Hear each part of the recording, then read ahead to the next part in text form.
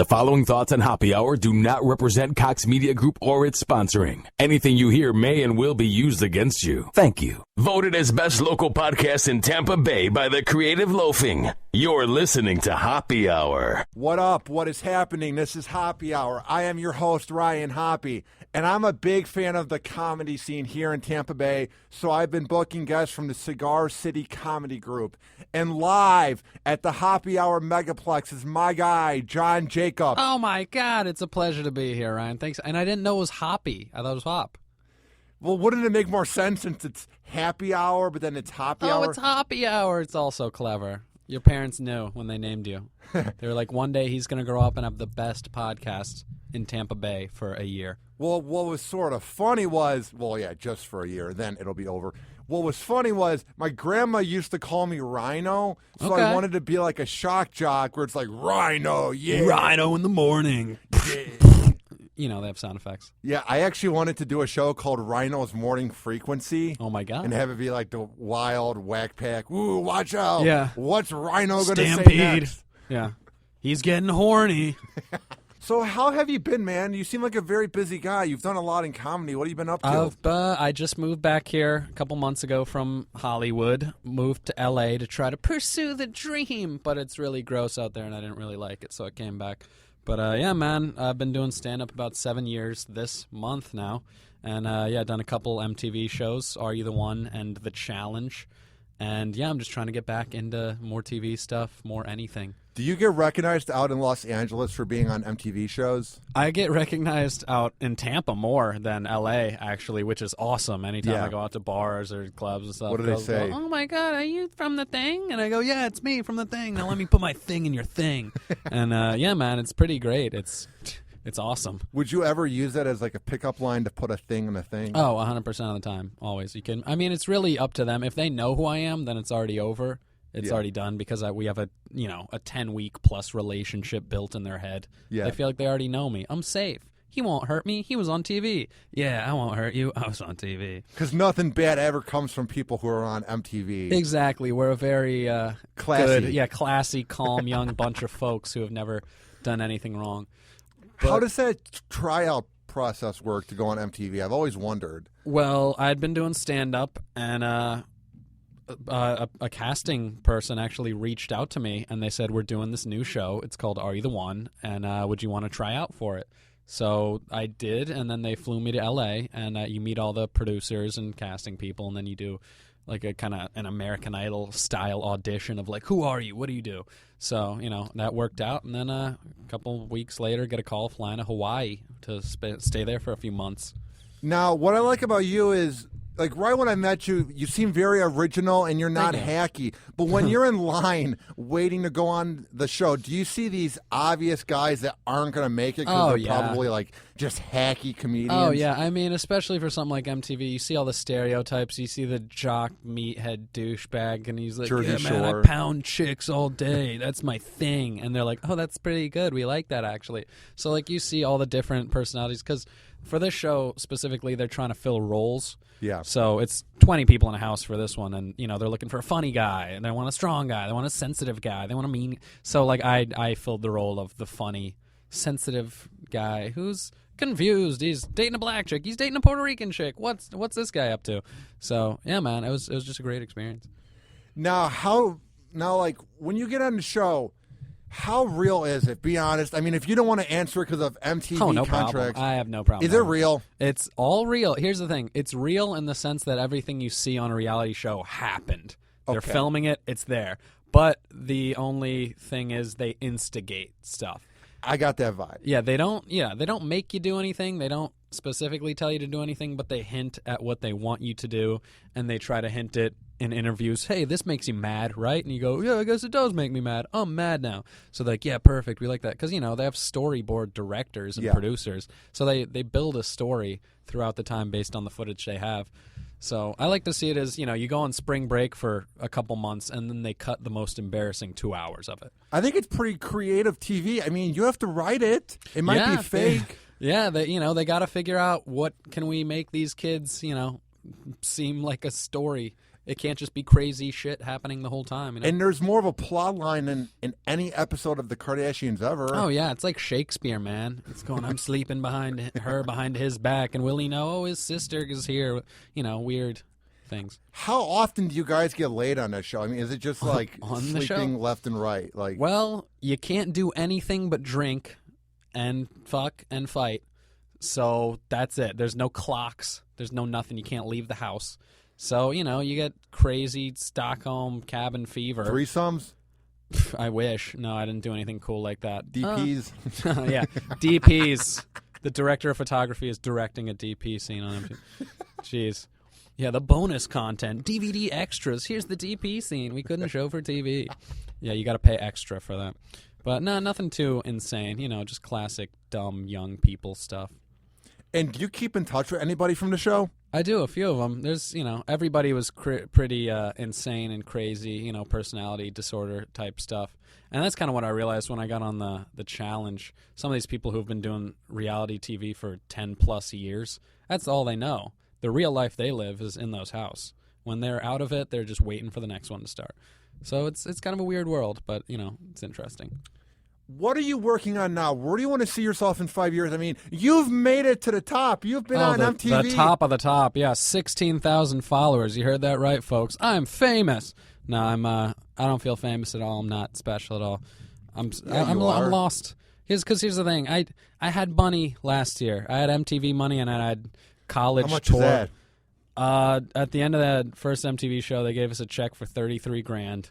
And then money bags over here. Yeah, exactly. And then for that year too, I was able to do college shows for like $1,000 to $2,000 a piece. Would you sleep with some girls over there? Like, would they recognize you at these places? They're like, oh, you're John Jacobs. You're adorable. Totally. If I'm doing a college event, because you know they put posters of me up around the campus, and they go, "He's MTV kids coming to school," and I'm like, "Oh my god!" Yeah, all of a sudden it's an event for them to do in the middle of Alfred, New York, which is in the middle of fucking mountains.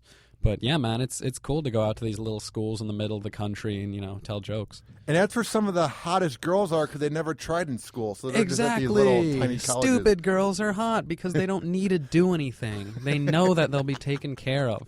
And that's funny too. I think about that a lot. Anytime women want to be treated equal to men. No, that's not it. Women want to be treated equal to hot women. That's all it is. Really, you think the women in Beverly Hills are complaining? Oh, I wish I could work 80 hours a week as a surgeon. No, they just want to wake up and shop and shit. So, if you're hot, you get taken care of. If not, have fun working at Walgreens or whatever.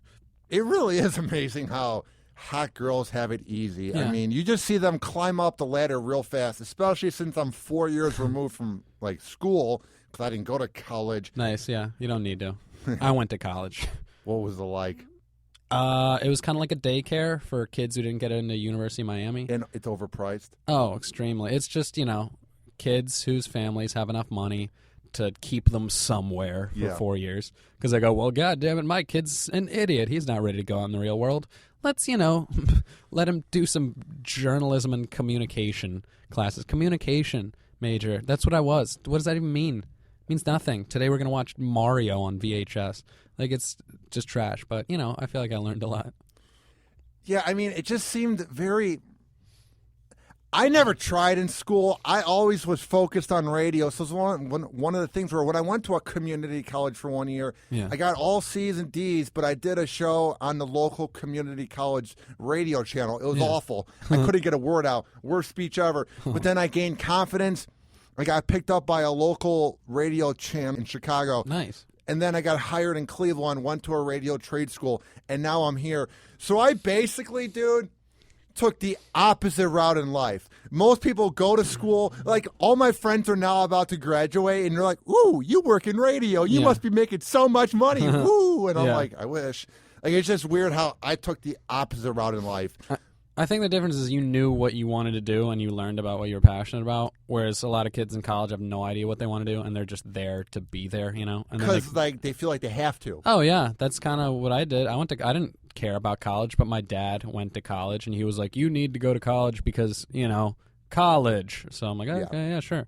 But, yeah, man, as long as you know what you want to do, you really don't need to go to college at all. Just learn about the thing you like, What do you think of the hate that our whole generation gets? We are the millennials. What do Here's you the think thing. of the hate we get? Oh, I love that. I fucked the generation before because all they did is turn us into it. Yes! Thank you! Who do you think they marketed to? Everybody goes, oh, yeah, you are the way you are. Here's the thing. They took the easy way out and marketed the bullshit to us that they know would make money. Here's video games and Pizza Hut and stupid TV shows that'll make you stupider.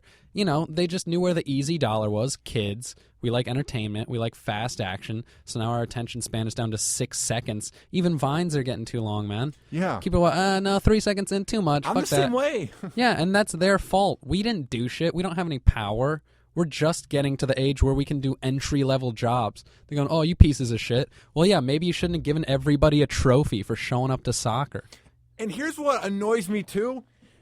If what we had now was there in the 70s, social media, people having sex in mud at Led Zeppelin concerts Exactly. would be national news. Yeah. I'm so sick of the fucking baby boomers ripping on us like they were so great and classy. Oh, yeah. If you watch the show Mad Men, that's what life was like, Exactly. not fucking Dick Van Dyke. Yeah, there you go. Exactly. Coachella, Ultra, EDM concerts. You kids are losers. You guys are Woodstock. Yeah, unprotected sex and mud. All this gross shit. Yeah, the only difference is we have a way to document it now. And at least that kind of keeps us in check a little bit.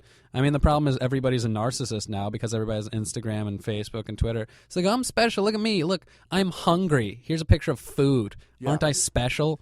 And it just makes everybody have this weird sense of entitlement and ego that they don't deserve just because they have followers and fans. So I don't know, everybody is a mess. I mean, I know when you get older, you look down on the younger kids, but there's something about us, man. We're getting it so unfair, and I'll call people out on online, on Facebook and Twitter, and all these old guys that work in radio just... They sound so disgruntled, like they just hate us with pure hatred. Oh, yeah. Like, shut up. Like, I think that's another thing about social media, I think, because that older generation now has the ability to shit on us way harder because they have these avenues. So they write think pieces in the Post and the Times going, look at these stupid kids. Aren't they dumb? Yeah, good for you. You complained. Now we're all smarter. Didn't you see that post on Facebook or Twitter? Someone wrote a blog where it said, all millennials are crybabies. Get over great. it. Yeah, that sounds like a crybaby thing to do. Make a post about, oh, man, all these kids. Really? What are we doing to you? Did we hurt you? Are you threatened by us? Because that's the only thing. You'd only get upset or scared if you're threatened.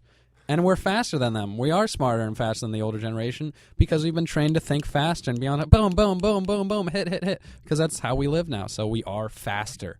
Dude, what if we were to be the next big thing in Washington, D.C.? You were there. I know shit about politics, but is there a chance that our generation could make an impact? Because all these old middle-aged buffoons are just arguing over nothing. I mean, whatever we decide is cool is what the older generation will try to hop onto and pin money on and get money from because, you know, that's all it really is, exploiting younger people for the money that they have and don't need. But yeah, man, politics, I don't know. I feel like that's part of the reason why Trump is popular because kids like glorify and make it into a novelty about look at this silly stuff. Even Bernie Sanders too. All of it. All politics is bullshit in general. We know what we're going to do. We just need the right mouthpiece to Who do kind you of... think's going to win? Who do I think's going to win? I think it'll be Hillary against Trump. I honestly can't imagine the GOP letting Trump be their candidate because it destroys all credibility that the party has. It'd be so funny. It would be such a tragic event. Like, if Donald Trump wins president, a huge jump. If Donald Trump wins president... Not only, I don't think I would leave the country. I think I would just kill myself on camera. It's scary, dude. Yeah, like it's a joke. The whole world, everything, all politics is trash. I've been saying this since 2008, and everyone was like, "Shut up, Hoppy." The movie Idiocracy is. It's gonna come true. It's a come prophecy, true, dude. Like it's actually Brondo. Yeah, spray Gatorade on your plants and shit. I like Brondo. Yeah, it's all going towards that. Everybody's getting. It's because technology's getting smarter. Our phones are smart, so we don't have to be. It's taking responsibility away from us to be mentally accountable for anything or responsible. Why? It's autocorrect. You don't need to learn how to spell. Siri, you don't need to learn how to read. As long as you can speak English, you can talk to your phone, and it'll tell you everything you need to do. I had to write a card for my uncle because it was his birthday By hand, and I was just like. what am I doing? Exactly. I Even felt that alone. weird. I didn't have spell check on my email. I Oh, was yeah. like, am I spelling this right? I just feel like an idiot, dude. I know we are kind of stupid at heart because of that, technology. We rely on it so much. Word, all that stuff. Because it really is like the focus time too. When you sit down and write something by hand, you're in your head. You're almost like, I can't even. This is boring. Are there any flashing ads during this writing down on a piece of paper? Yeah. Yeah, it's just we need stimulation. We need stimulation. What do you think of social media? I first thought it was cool back in like 05 to 08 when it was MySpace, and I loved having the glitter on the page. Yeah. And then you had like Facebook in the beginning. Yeah, no, I think there's a problem now. Yeah, I haven't had Facebook for about 10 months now, so I'm only a couple months away from getting my I'm better than you medals. Yeah. So, yeah, dude, it's been way better because now things that matter to me are real physical things that exist around. How do you run your fan page then? I don't. Yeah, apparently I have a fan page, but I have nothing to do with it, which is kind of sad. But, yeah, man, I just got off Facebook because, I scrolled through my feed or whatever, and I'm reading everybody's shit. And first off, I'm going, why am I reading your shit? I don't care about anything you say. I don't care about you. And then the second off, I'm thinking, by reading your bullshit opinion, I'm justifying it. I'm giving it importance and significance that it doesn't need to have. And they're the worst posts ever. They make no sense. Exactly. People are just pissed off about dumb shit, and they think their post is going to change because they post one thing they think is thoughtful, and then when the problem hasn't changed, they think the whole world is fucked up because they're going, I expressed my feelings and nothing changed. World's messed up. You're messed up. Everybody needs to agree with me. If you don't agree with me, you're a communist Nazi. Everybody knows how to fix ISIS now. Everybody's Exactly. a world leader Yeah. online. Exactly. Everybody Fuck Obama. We got this. Oh, yeah. Everybody knows how to fix the world except themselves. Nobody can fix themselves. Yeah. It's hilarious. Everybody lives a shitty life. And it's the people, too, who post things like, this is how we fix the world. This is how we fix the economy. And then 2 days later, they're like, I'm so lonely and depressed. Why am I so lonely? And it's because you're a piece of shit and you live on the internet. You're not a real human. So it's like, yeah, man, there's a lot of dysfunction in the world and social media in general. And the other thing that annoys me online is I used to be fat, so I used to do this too, but then you realize, Fat loser. You were 6'8" and fat? I was 295, dude. Now I'm like God 240. damn. Dude, you I was could've even played in more the NFL. awkward back then, man. You don't seem awkward. You seem fine. Sort I don't of. know. Yeah, sure, whatever. Yeah, Well, 6'8". Jesus. I know, Did man. that ever help you get girls? No, because I don't know how to work the game. I was actually going to get to you on that later. Because you seem like a guy that just bangs out girls left and right. Well, I'm more of a right down the middle guy, but no, I don't know. I do all right. But what I was getting at is I hate the people that have to brag that they work out online. It's like, yippee-ki-yay, you know how to lift dumbbells, you dumbass. I work as a janitor in Powerhouse Gym downtown, which is a gym that all the wrestlers and the most jacked motherfuckers in Tampa go to, and I see it firsthand, and it's hilarious, but I kind of feel bad for the people at the same time because you can see the insecurity in their faces while they're lifting. Mommy issues. Yeah, it's because, their personality is inadequate, so they figure if I can make up for it physically, then everything will even itself out. And I need to Snapchat it. Oh, yeah, it's hilarious. But then they turn into the shitty people that they didn't like when they started working out. Because once they get super jacked, they think they're more elite than the rest of the people. That's how I was. When I was 295, I kept thinking, I'm going to prove those haters wrong. Yeah. I'm going to prove those haters wrong. And then they just say, oh, now you're too skinny. Yeah. You never lose the haters. You need to work out for yourself. That's what I learned. Because Yeah. I was that guy. And it's just sad when you see these muscle heads Oh, yeah. acting all like homophobic or homoerotic, rather, in the locker room, flexing and shit. It's like, what are you doing? Oh, yeah, it's hilarious, too, because some of those super jacked dudes are the most homophobic people, yet they're doing the gayest possible things. Yeah, you want to jump in the sauna after we help spot each other when I put my nutsack over your face on the bench press? So it's like the most homo stuff. It's all backwards. Everything's ironic and stupid. And then they're the ones that like lift way too much weight. They do the worst form, but then they go, ah! Oh, yeah, I'm in the gym all the time. I just hear motherfuckers shout from across the ah! Like Oh, they're my fucking God. climaxing. Did you upset Bruce Banner? What's going on? Like, it's just a mess. But, yeah, I feel bad for them because they need to make up for it. And, dude, it's great, too, because these people think so one-track mind and physical is everything. When I started working there, my boss, he's like a 23-year-old kid who goes to school still, just a jacked dude. And We're talking about something yesterday, and he goes, MTV thing. He goes, wait. He looks at me and he goes, wait, you were one of the people on TV? Like, so degrading. Like, I can't. You were on TV just because, I'm a skinny dude, I guess. But, that's how they think. They think in pounds and how much you can lift and max. And I'm not a stereotypically strong person. I'm not even trying to be mean, but it's just like they seem like they're not very smart. Just the people that work at gyms, it's just, hey, here's the thing. Welcome to this gym. I've thought about that before, too. I like to consider it selective intelligence because these people, they don't know much about anything. But the second you talk about fitness, they'll be like, oh, you take your BCAAs before this because the metabolism for this and your stomach and this and this and this. But they know nothing about chemistry or biology except all these ingredients in their supplement, what they do to your body. It's hilarious. Or they can break down the latest Buccaneers game. This is why Doug Martin didn't get in. And then they act like a professor. But when you bring up world issues, they're like, Trump is the best. Oh, yeah, sports talk and, the significance on it in general is absolutely insane. Dude, ESPN, there's like 45 sports channels that 24 hours a day play grown men wearing suits talking about footballs.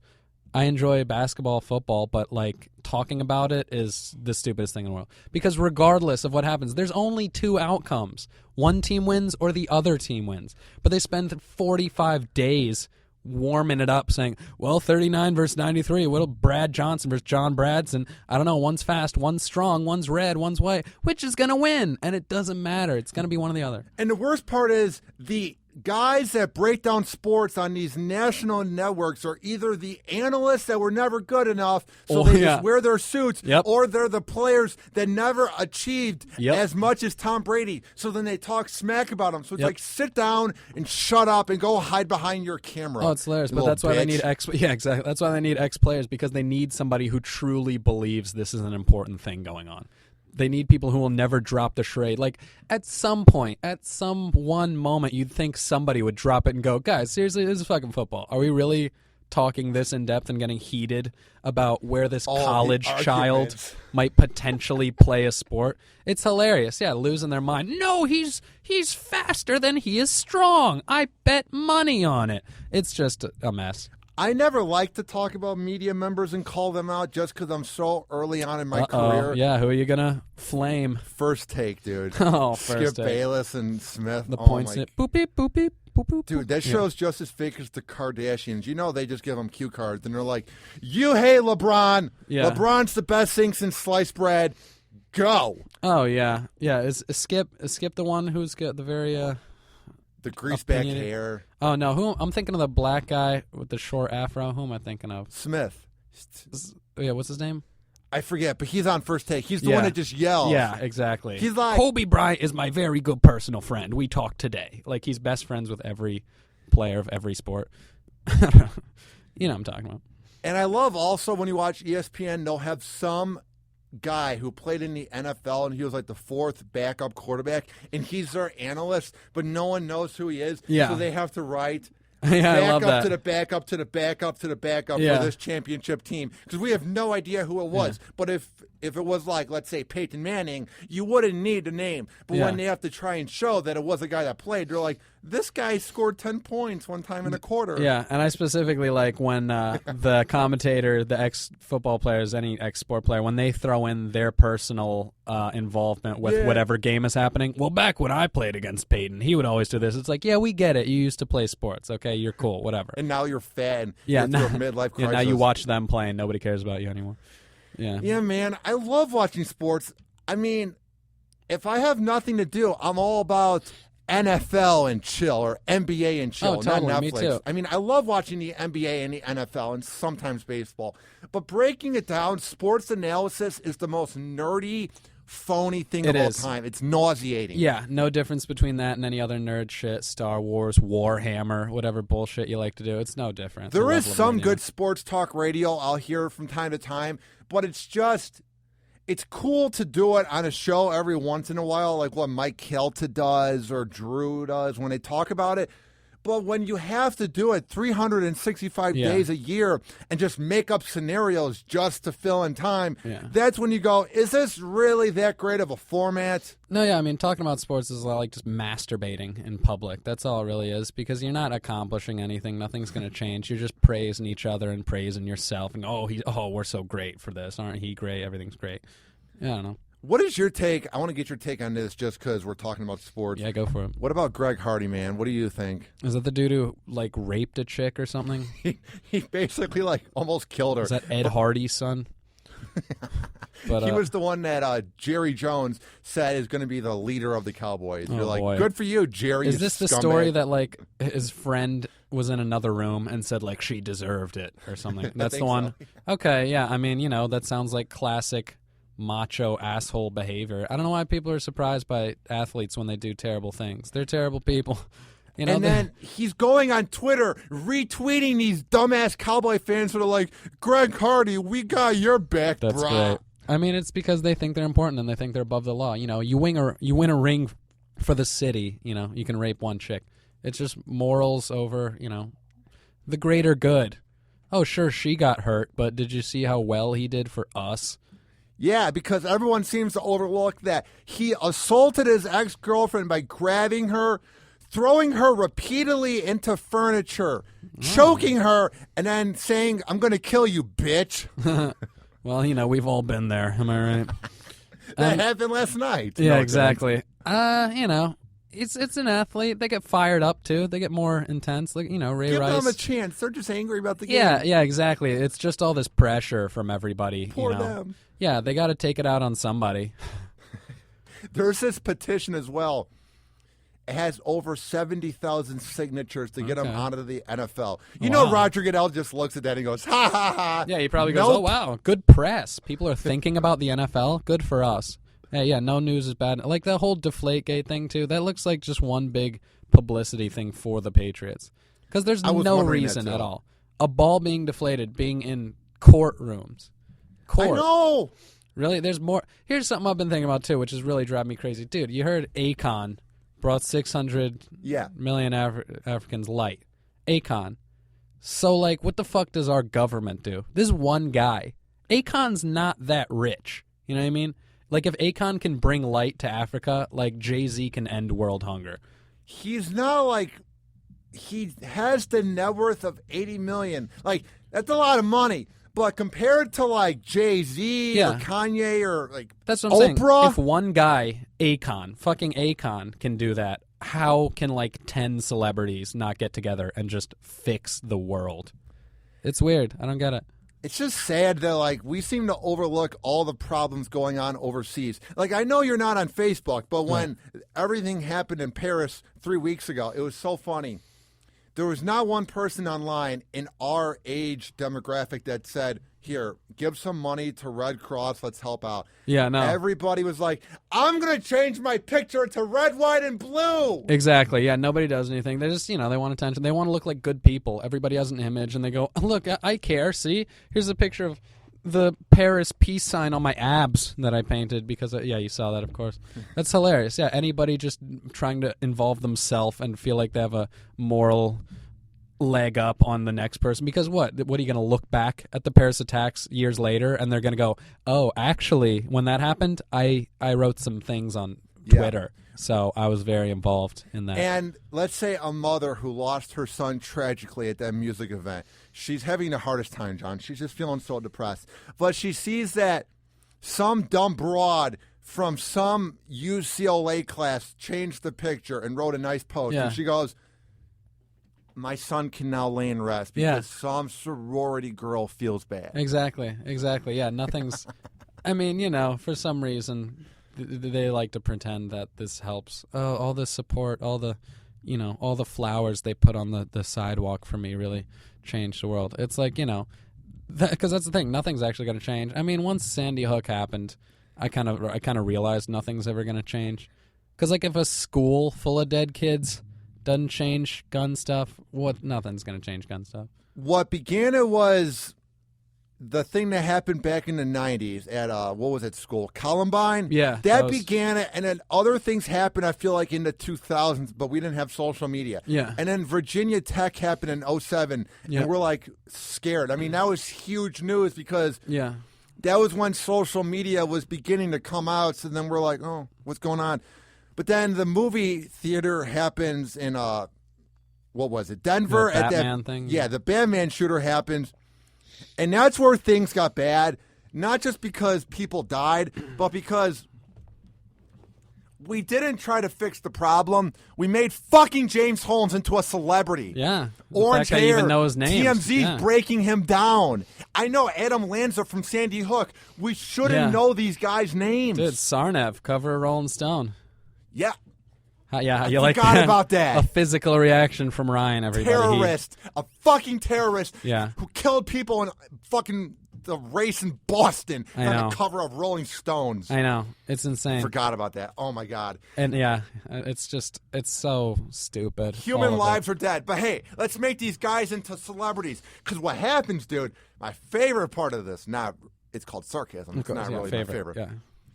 Is the fact that then there's some guy right now, as we're doing this podcast, at 3:39 on a Saturday, he's going, I'm going to do it to this mall or this school because I want to have the fame for 15 seconds like James Holmes or Adam Lanza or the guy that was on the cover. Exactly. Like, it's a proven fact that if you do it, you're going to get on the news for something. Because they're lazy journalists. They have nothing to talk about. Oh, yeah, it's sensationalism. Plus, real issues are boring and painful because you have to think. Here's the thing. Nobody wants to think. Yes. It's all that. Nobody wants to think about anything, so they like to do stories that present themselves, no analyzation required. But then they do stuff like, the ISIS thing, the Mike Brown thing, where there's two sides, neither side's right, but they play to each one. Super conservative white people, white supremacists who believe the cop was allowed to shoot, and then, super liberal, also very right, justified, angry, poor black folks who know these poor kids who get murdered. So they're just pinning two people against, it's divide and conquer, put the people against each other so they don't look at the person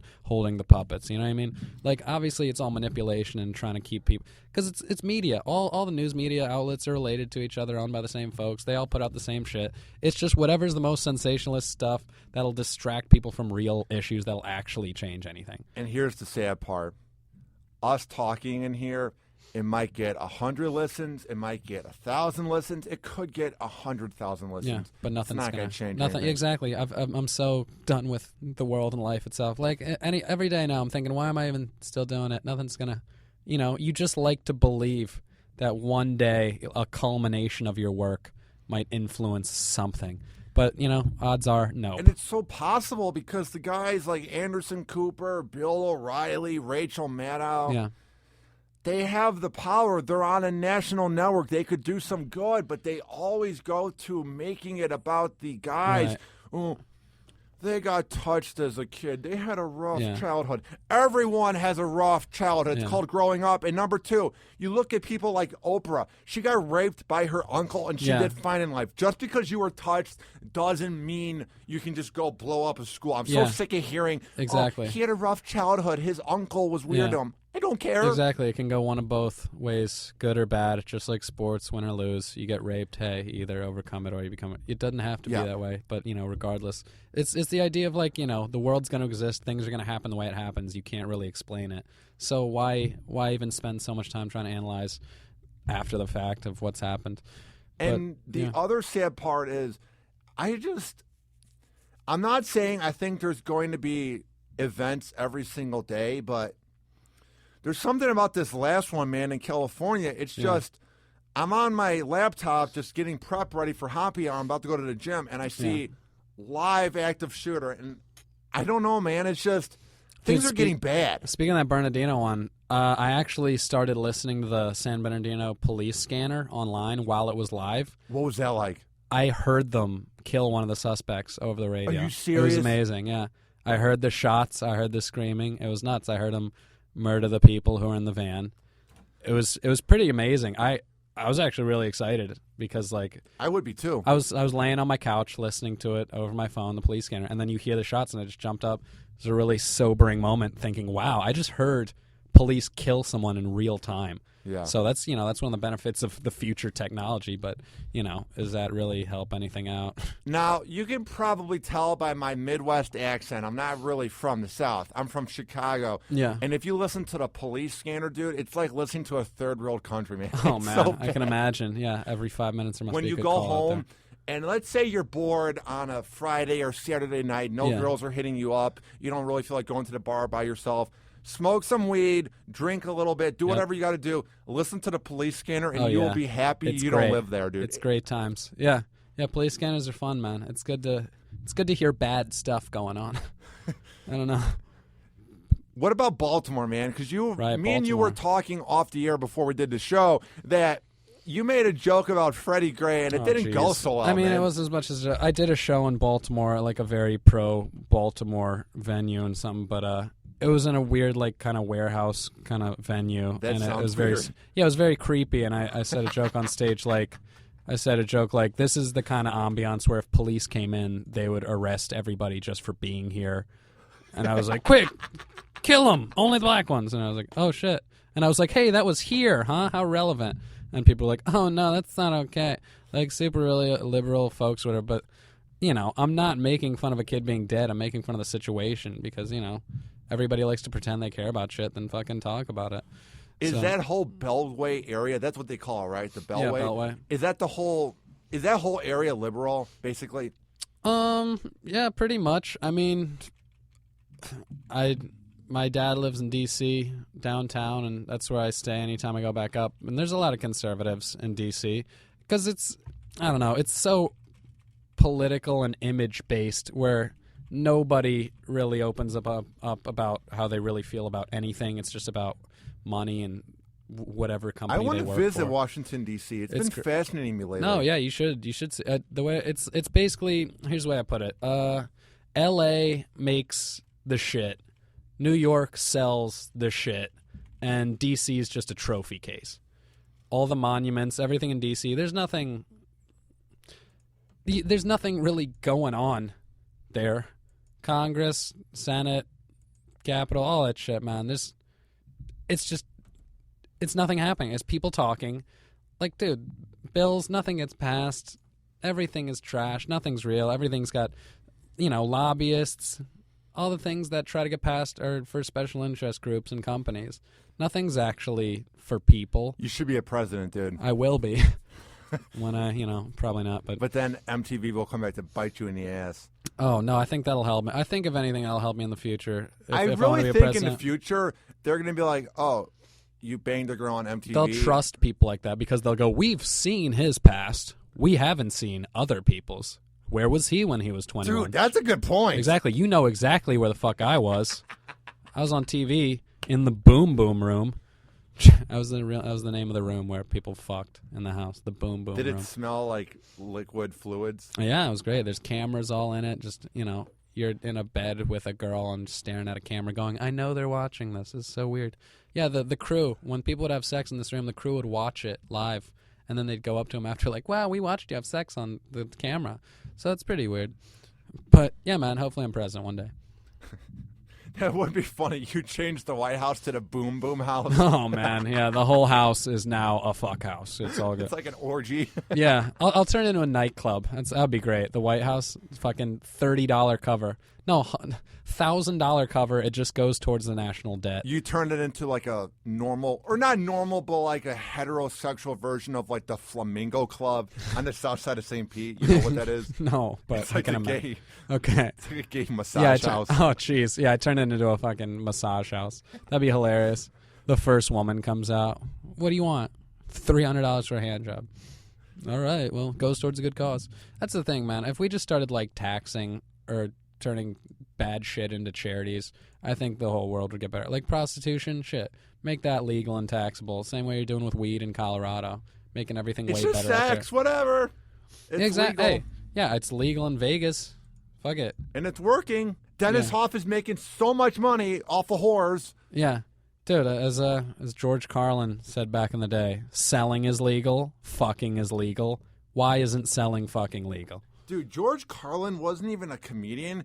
He just was like a philosophical like genius. Yeah, he was a genius. He like started as a comedian and then, throughout his career realized, the way he said it is he realized he was a writer who performs his material. And yeah, he's a genius. He's my hero. Dude, if he came out now, all the fake outrage, he can't say that. I'm offended for 2 seconds. Yeah, dude, just the direction that the world has been since George Carlin's death, that's one of those things that makes you think like, wow, maybe they took him out. Because, the people who talk about real shit, they just can't do it. Yeah, if Carlin was here right now, I can only imagine all the things he'd say about the tragedies, and that's kind of how I try to live. I just don't know why we get so offended so easily. Yeah, I'm offended by nothing. You can come up to me and fuck. say, ha ha, your mom's dead, you faggot. And I'll go, yeah, isn't that true? Because, that's the ultimate thing. If you get offended by anything, you're letting that person win. Why? And why do you want them to say they're sorry? They're not sorry. Exactly. The PR team wants them to say they're sorry to have it move on. You already hate them. Them saying sorry, is that going to make you feel better? Yeah, once he says he's sorry, are you going to go from despising some radio host to going, hey, I want to get a beer with that shock Exactly. jock? Will you take down every post you wrote about him once he says sorry? No. Are you going to like him now and you'll listen every morning? Exactly. Nothing changes. If someone's it's like I feel like people are getting offended out of boredom. People don't have shit to do. They want to feel special. They want to feel moral. It's so some mommy's writing a blog. Exactly. It's people who don't have shit to do. You think, do really poor people get offended? No, they don't have time. They're trying to feed their kids. It's crazy, man. People don't give a shit about anything, really. It's just people who have nothing better to do except go, I'm going to help the world. Really? Then go fucking help poor people, man. Nobody does shit. I just Googled it just so that I could have the exact percentage. There is 7.125 billion people on this earth. There you go. Does it really matter if 20 blogs are offended by something? Oh, yeah. You know how minuscule and how unimportant these mommies are? Yeah, and let's say you're offended. What does that do to you? How does that affect you? Is it ruining your life? Yeah. Are you not able to cook the food for your kids? Are you not able to sleep at night? Yeah, you can't do anything because you're stuck thinking about it the whole time. No, that's why there's 1,000 TV channels and infinite radio, Yeah. And if you hate what you're mad at so much, why are you thinking about it even more, writing a blog post just to feel like you accomplished something because you're a loser? No, yeah, nothing makes sense. It's free speech. The same people who love America and defend America, 1,000,000,000% of the same people who get offended. That's fucked up. Well, what about right to free speech? Oh, well, not that. No, not if it offends. Really? Does it hurt you? Is it hate speech? Are they trying to rally around a riot and cause chaos? No, it's people sharing their opinions. And people go, oh, I'm a baby. It hurts my feelings.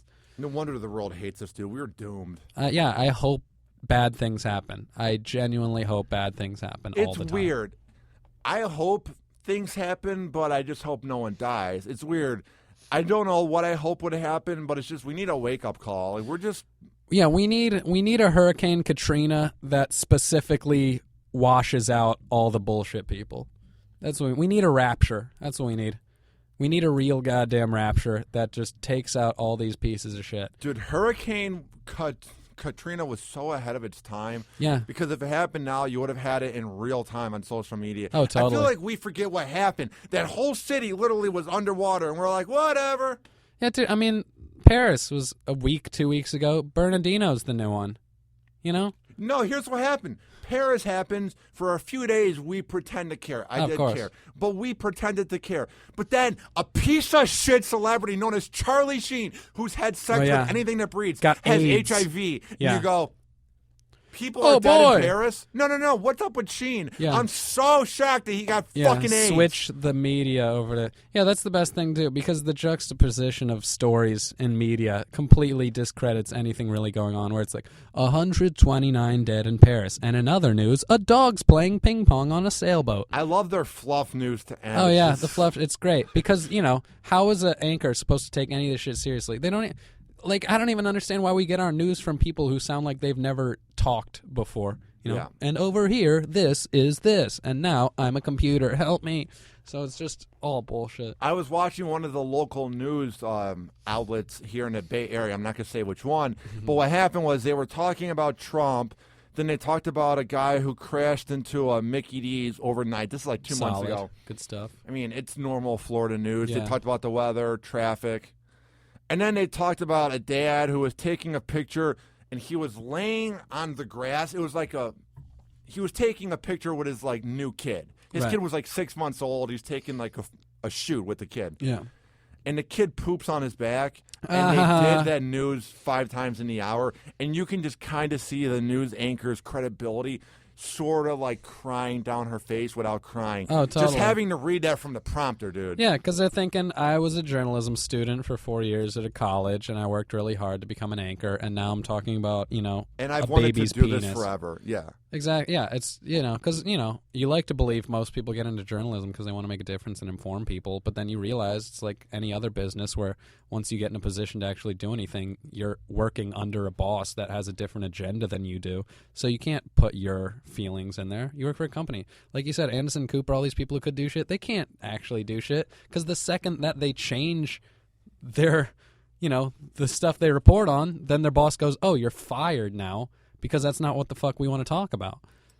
I just don't know why it matters because we're talking about people that lost their lives because of terrorists or shooters. Like, here's what I want to ask you because I'm not smart enough to break it down. Oh. Would you say guys like James Holmes and Adam Lanza, are they terrorists?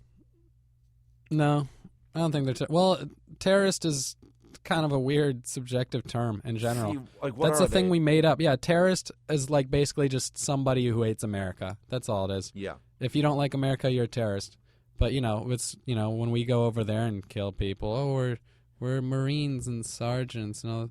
It's there's weird motives, but everybody's subjective. If you're murdering somebody, you got to assume something's wrong with the person, regardless. So, terrorist is just a weird thing we made up. It's fucked up people. That's all it is. Who cares what the term is? It's just a fucked up person who wants to kill. What about the guy from the Planned Parenthood in Colorado? What do you think of him? Is he a terrorist? Because, he was religious. And Exactly. Well, religion's dangerous, too. It can be manipulated to make people think religious? anything. I am. I like to think I'm spiritual. I don't believe in organized religion, but I believe in God. I believe Jesus existed, whether or not he was magic or not. I just don't know what to believe, dude, because my mom was Roman Catholic. She believes in heaven and hell. I don't know, man. It's just... I'm not even, like, atheist. I just haven't found what I believe in yet. I'm so young and I'm confused. I'm just kind of like... No, I hear you, man. I just don't want to go to church. And especially because through media, they sell us religion now so many different ways, whether it's Judaism or Christianity, the two big ones. But, media in general is influenced by God, and they want you to be on a side or pick a team because it creates unity and we can bond over God and spirit and good. But nobody actually follows the things they talk about in church. They just like to get together and, again, get the moral high ground. Like, church was kind of like the original social media because you could go, I went to church and they didn't go to church, so I'm better than them. It's a way for people to feel better than each other. And the girls were always the sluttiest. I had no experience with that, but you would hear. Yeah, at no, school. it's true. That's a weird thing because it is one of those things. It's like the opposite thing you're attracted to. It's like when you're told, anything you're told not to do, you're gonna want to do it naturally because you're curious. So if you're a girl who's very religious, growing up in a religious family, and you constantly you're gonna want to experiment. Exactly, because pastors go, "Don't do it. It's the devil. Having unmarried or premarital sex is the devil. Don't do it." Feeling good and having an orgasm is the devil. Yeah, they're talking about how good. Yeah, exactly. All they're doing is talking about the thing they can't do, and they go, I want to do it. I'm curious. I want to see for myself. Speaking of that term, they can't do, come on. Oh, yeah, but religion's dangerous. Here's the thing. When you think about it, if it weren't for geography and religion, we'd have no idea who to hate. That's it. I know. If we didn't have gods and boundaries, everybody would just be people, and it would just be like, oh, there's people on a different side of the globe. They wouldn't have, they're not French. They're just people. Labels just divide people up anyway. Fat, small, thin, black, Here's white, what's whatever. weird, too, is you just forget how many people live on this planet, dude. Oh, I yeah. was thinking about it when I was driving home last night, or about 8 hours ago, and I was so tired, and I was in the Mickey D's drive-thru, and it took 10 minutes. And once that food came, I was so happy, but I was just like thinking, I was like, what I've been given so far, I'm honored. Like, there's 7 billion people that would want to have the job I have. Totally. And it's just weird. You think something's going on in Syria right now, and someone's getting laid in New Zealand, and people are unhappy in North China. Like, you just forget everything going on in the world. Oh, totally. And there's ice glaciers in Antarctica. Like, Yep. it's not just about Tampa. World's crazy. Yeah, man. Like literally at all times of the day, somebody's dying and someone's fucking. Like right now, somebody's having a DP. Yeah, somebody's getting DP'd, maybe on MTV and other letters. But like, yeah, man, it is that's just the theory of relativity and the amount of people there are. It's like the universe, 7 billion people, billions and billions of stars. Relativity, the best moment of your life might be the worst moment of someone else's. At all times, someone's doing great and someone's doing bad, and we're just trying to live in the middle. Isn't it weird how when we were kids, we were so about, like, I want to grow up, I want to be an adult because adults seem smart, and now you look around and you're like, adults are dumb. Yeah, you realize nobody's smart, really. Everybody's stupid as shit. Because the way I like to live my life is, I like to read people, I like to understand people, I like to consider myself a humanitarian, because as long as you understand how people think, then, you're smart. That's all it is. If you can understand people, because that's all we are, then you're smart enough. You just got to understand motivation behind why is somebody angry, why is somebody happy, how can we try to make the most people happy. And it's so basic. Food, water, shelter. It's easy. Health. But, we complicate it with red versus blue. I don't know. What's your team going to do? I'm this, I'm that. We just pick sides and fight.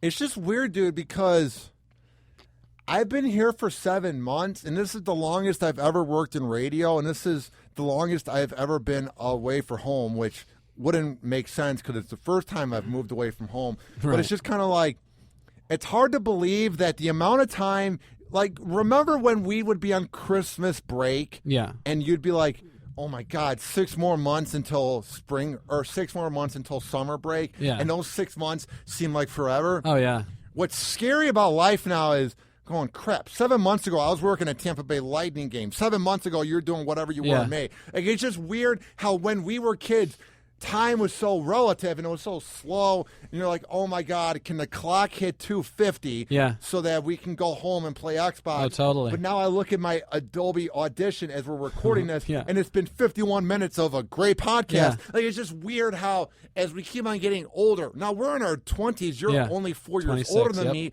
But, like, I mean, it scares me, dude. Yeah, time, it's because when you're a kid and you had to do school sucks. You don't enjoy it. You had to do things you don't like. It's sort of like prison. Exactly. And when you do things you don't like, time goes slower. So if time's moving faster, it means generally things have been smoother. Because I've been having the best time of my life. Exactly. So it's really, relative. When you're having a good time, things go fast because you don't want it to end. And when you hate something, you want time to go faster. So it's, it's a preference. But I like to think, too, every kid seemed to hate school growing up. Every kid wanted to get out as soon as possible, which is funny because the way the American school system is structured, it makes kids not enjoy education. It makes kids not like learning because it's forced. And you're not really learning. The teacher doesn't say, okay, well, how does this thing make you feel? How does this event in history make you feel? No, kids are just learning facts. That's all it is. It's just a memory game. It's just recalling. You're not actually digesting information. You're not understanding or analyzing something that happened. They're just saying, remember that in 1930, this event happened in this location with this general. So, you're not, you're preparing for like a Who Wants to Be a Millionaire game in life. Like, that's kind of how they treat you, as if you graduate high school and then you get on a game show where they ask you everything you learned. But it doesn't matter. Kids don't like education. It's just weird how really, at the end of the day, dude, nothing matters. Like, I'm really beginning to realize that. Like, absolutely nothing besides your family and maybe your friends. Yep. And just not burning bridges in life. But really, your car doesn't matter. Nope. Your pet might matter if you're close to it. The video game doesn't matter. Your apartment, like... Nothing matters, dude. Yeah, dude. As long as like you're not bleeding or you're not dead. Yeah, exactly. If you're healthy enough to function, you're not in pain. Your friends and family aren't in pain. That's the as long as you're blinking and you're breathing. Exactly. And even if you're blind but you're conscious and you're thinking, as long as you're any of those, like you're good to a sort of. But now, if you're in prison or you're being raped, that sucks. But the other thing, too, is about what we invested our time in that becomes significant. Whereas if this podcast just deleted, we'd be upset because we spent time doing something we figured was important or entertaining. Whereas if we lose something that we put time into, we don't like that. So, you work a long time to buy a car explodes. You feel like you lost all the time you spent to earn that car. Has it ever happened to you? Not a car exploding, but has anything ever happened where you put all your time into it and you lost it? Anything comes to mind? Yeah, my mom killed herself when I was 16. Really? Yeah. I'm sorry, man. I lost my dad I lost him about 12 and a half months ago. And it's weird. Were you close to your mom? I like to think so. It's one of those things where when my dad was here, well, he got cancer in like May 2013, and he just kind of lived not an unhappy life, but a very unlucky life just for many reasons. Right. And it's one of the things where he was so annoying whenever I would rent Family Guy or whenever I would go out and party, he would get so mad at me, and you're like, oh, they're being parents, they're being morals. Yeah. And you look back, he didn't touch me. Yeah. He made me dinner. And it's just, you look back and you go like, why was I such an ungrateful little bitch? Oh, yeah, I think about that all the time, just being a piece of shit. And I feel bad because I don't know if there's a way that he's looking at me right now doing this podcast, or if he's looking at me when I'm working out, or when I'm watching porn, or whenever I'm doing anything. I hope he doesn't look at you while you're watching porn. That'd be a bit much. I'm just saying, like, It's just weird to think, like, I don't know. It's odd. You know what I mean? It's subjective and relative. Where here's the thing I heard, and I like to believe it's true, which is pretty crazy. The worst you could possibly live now is pretty much the best you could possibly live in your grandparents' day. Like, they didn't really have shit. They didn't have technology. They had nothing. Yeah, so, like, if you have a cell phone now, you're automatically richer than everyone your grandparents' age. They didn't have shit. So, you know, it's that idea of every generation gets a little bit more spoiled, but then we complain about the next one being, like, I'm already bitter. I see, like, babies and shit using iPads, riding hoverboards, and I'm like, fuck these kids. Yeah, it's getting bad, dude. I work these Tampa Bay Lightning games for the Bone. I'll be at the tent. I represent the Bone with someone else from promotions. Oh, yeah. And you'll just see these, like, 7-year-olds taking selfies, and they're, like, trying to find the perfect angle. And I'm just thinking, why do they not have a flip phone? Like, if I were a parent, I would give them a Razor from 2007 and be like, sorry, you're not getting internet access until never. Oh, totally. Yeah, it's hilarious seeing people take numerous selfies of themselves trying to get the right angle. It's like, you realize this is how you look in real life. You know, because people build a... And you're not appreciating the moment. Exactly. Oh, yeah. When you bring out technology, it kills all momentum. It destroys whatever you were enjoying. Because pretty much, here's the thing. I like to imagine every time you look at your phone, you're basically resetting the moment. That is deep. Thanks, man. Yeah, because anytime you look at it, you completely take yourself out of reality. You live in a fake world for those few seconds. You become, you know, a disembodied consciousness looking at words on a screen. It really is a fake world, because I was on Drew's show on Friday, and I was talking into the radio. Soul Brother Kevin, Seth, they liked it. Mike Kelta said he liked it. But then you have the one guy that said, you effing suck. You're a loser. And I let that get to me. But I went home. I meditated. And I'm like, he's some Joe Schmo who lives in Largo, who hates his life, and it bothers him that a goofy kid who's 22 was on the #1 afternoon show in the afternoon. So it's like, it really doesn't matter at the end of the day about social media. I'm really trying to learn that. Like, they would never say it to our face. They might say it to you at a show, you suck, you're not funny. Yeah. But what they say online, they would never truly read that from script. Yeah, the people are sad. That's one of those things, too. When somebody says some shit like that, you got to feel bad for them, because that means they're threatened of some sorts, because they're thinking his opinion's on the radio and mine's not. He's better than me for some reason, but I don't believe he is. I'm going to try to bring him down to my level. And I'm not saying I draw attraction or I'm great or anything, but whenever I'm given time on the radio, I make the most of it, and I always speak my mind. Of course. And I think that bothers people, where it's like, how is this kid who should be in some type of school? Exactly. Why is he on the radio people. putting Rahm Emanuel, the mayor of Chicago, on blast? That's great. Like, why is he given this chance? Yeah, because you're trying and they're not. Because I want to do something with my life. Yeah, that's all it is. People don't understand, like, you know, that's a lot of things kids don't get to. Like, you know, just working towards something. You know, everybody's so entitled now. Having a goal and having a passion. Yeah. What's that about? Because through social media, it's so easy to put ideas out there. And people do have a lot of good ideas. But the thing is, people who have good ideas, they believe, because I had this idea, I deserve everything now. But it's like, well, yeah, great. Everybody has fucking ideas. But if you don't do anything to make that idea into anything, then fuck you. Yeah. Oh, yeah, you invented a new social media website? Really? How? They go, oh, I have this great idea for it. Well, did you Did you contact developers, try to get it built? No, you didn't. You just had a gay idea, and now you think you're cool. So, yeah, man, it's just a lot of that entitlement of like, I thought something silly. Give me money now. But, you know, of course we're all guilty of that inside. We want to believe that we're special and we deserve something more than others. This is going to be the most deep and weird thing I'm going to ask you, but where do you see the world when we're like 40? Is it going to be a lot different? What's it going to be? Here's the thing. I've been thinking about it. Dude, I was one of these kids. I never thought of life past high school. I grew up with Tourette syndrome, which was it was a physical and a vocal thing. And because of that, I never expected anything out of life. I thought, like, best case scenario, I'll be ripping tickets when I'm like 25 for the rest of my life. But yeah, because of that, I never considered the future. And now, you know, out of that, I can't consider the future because just the general trajectory, the path of where we're going, more relying on technology, less relying on people and emotion and human interaction. It's just going to get worse. You know, the whole safe space idea, everybody's going to live in their old world. Here's what I see. 40 years, and this is conservative. This is very short development. 40 years from now, everybody will have automated cars. Everybody's going to have a 3D printer that makes food at their house, which you download different types of food to. Everybody will have, you know, the eyewear kind of vision where you can just put on a mask and then watch anything you want. There's going to be holograms. It's just going to be, everything's going to be as fake as possible because the natural world is going to be completely destroyed. So, hey, yeah, and that's very conservative too because self-driving cars, that'll be in like 5 years. 3D printed food, same deal, I think 5 years. Brando.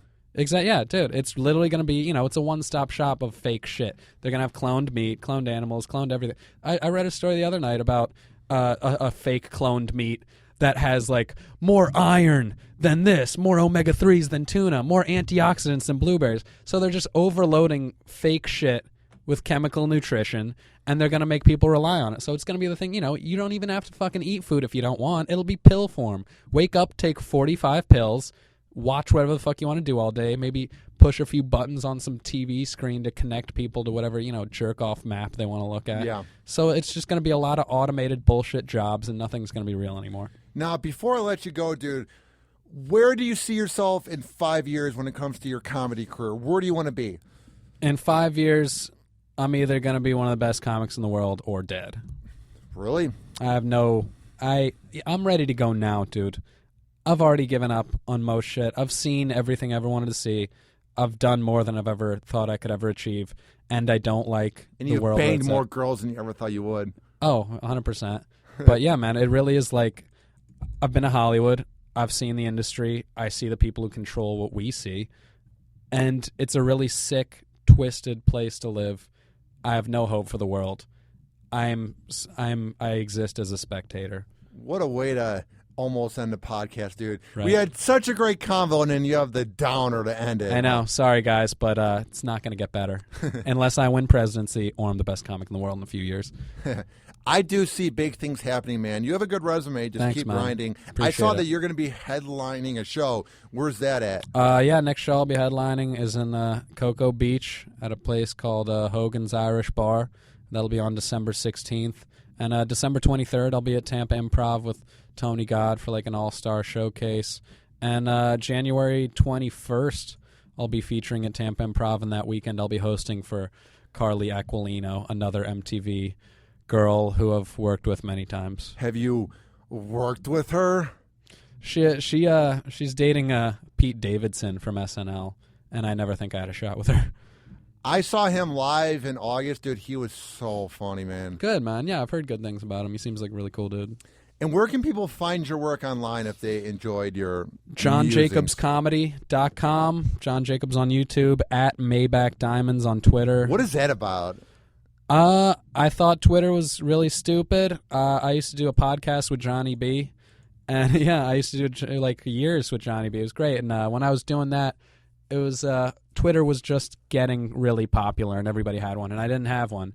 And Johnny B said, "You got to make a Twitter. You got to make a Twitter." I didn't want to, but I did. And at the moment, I just thought, what are the two most luxurious things? And I thought Maybach and diamonds. Maybach diamonds. 5-6 years later, now I have fucking 16,000 fans of Maybach Diamonds. Well, dude, I see big things happening for you. I like that. I like the Cigar City comedy scene. Hell yeah. Tampa Bay is about to explode. Everybody talks about the Midwest or the East Coast or West Coast for comedy. Watch out for Central Florida. Right what here. you guys are doing is legit. Thank you. It's funny because I've always wanted to get guys on my show because guys like Kelta, Howard, Opie, and Jimmy, they have funny comedians on the show. Yeah. But I never know where to find because everyone's a comedian now. Yeah, exactly. So it's like, I found you guys when I saw Law Smith in downtown St. Pete, and he plugged Cigar City Comedy, and I'm like, Hell that's yeah. a pretty catchy name. Let me see what it's about. And everybody on there is funny, man. Thanks, so, man. it's been a fun time having you on Hoppe Hour, dude. Thanks, I appreciate it. This is a really cool podcast. This has been Hoppe Hour. I am your host, Ryan Hoppe, saying peace out. Love you. Bye. Bye. Hoppe Hour. Hoppe Hour. This is an official broadcast of Hoppe Radio. For more info, check out hopperadio.com and hoppesworld.com.